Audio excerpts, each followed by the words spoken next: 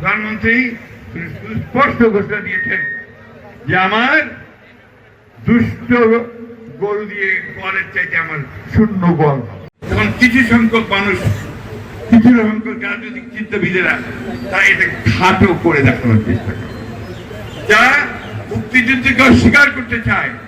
আমরা খুব পরিষ্কার করে বলতে চাই, মুক্তিযুদ্ধ আমাদের পরিচয়, মুক্তিযুদ্ধ আমাদের গর্ব, মুক্তিযুদ্ধ আমাদের ঐতিহ্য, আমাদের অস্তিত্ব। বন্ধুগণ, আমরা সেই মুক্তিযুদ্ধকে, একাত্তরকে সামনে নিয়ে বরাবর এগিয়েছি, এখন আমরা এগিয়ে যাবো ইনশাআল্লাহ।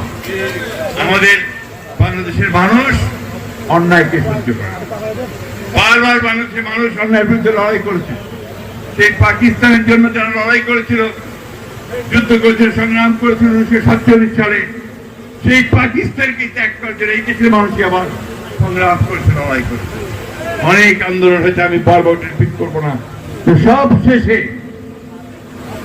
এই ফ্যাসিস্ট আওয়ামী লীগ হাসিনা সরকারের বিরুদ্ধে এই দেশের ছাত্র জনতার যুবকেরা যেভাবে সংগ্রাম করে, লড়াই করে তাদেরকে দেশ ছেড়ে চলে যেতে বাধ্য করেছে, এটা আরেকটা গৌরবের ইতিহাস, আমাদের আনন্দের, আমাদের পরিচয়ের ইতিহাস। বলতে আমরা সেই জন্যই জুলাই যুদ্ধকে সবসময় ধারণ করি, জুলাই সংগ্রামকে ধারণ করি, যে অভ্যুত্থানকে আমরা ধারণ করি। আজকে দুর্ভাগ্যজনক ভাবে কিছু সংখ্যক রাজনীতিবিদ, কিছু সংখ্যক রাজনৈতিক দল তারা জনগণকে বিভ্রান্ত করতে চায়। তারা জনগণকে বলতে চায় যে বর্তমান বিএনপি তার জুলাই যুদ্ধকে স্বীকার করে না।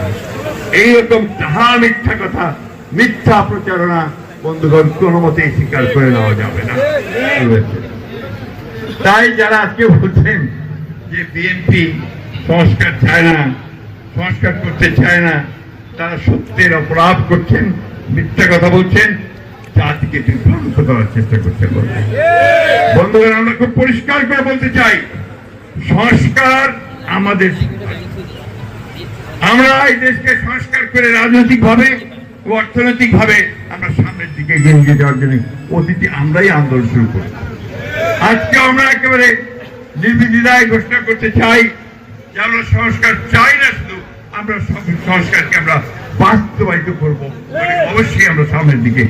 সবসময় মনে রাখবেন যে কোন রকমের কোন দুর্ঘটনা, কোন খারাপ ঘটনা যেন বিএনপিকে আক্রমণ করতে না পারে, এই কথাটা সবসময় মনে রাখবেন। এবং আমাদের চেয়ারপারসন দলের চেয়ারম্যান প্রধানমন্ত্রী স্পষ্ট ঘোষণা দিয়েছেন যে আমার দুষ্ট গরু দিয়ে গোয়ালের চাইতে আমার শূন্য গোয়াল। যারা অপকর্ম করবেন তাদেরকে এই দলে রাখা হবে না, পরিষ্কার ঘটনা। ওইটা মাথায় রেখে সবাই কাজ করবেন।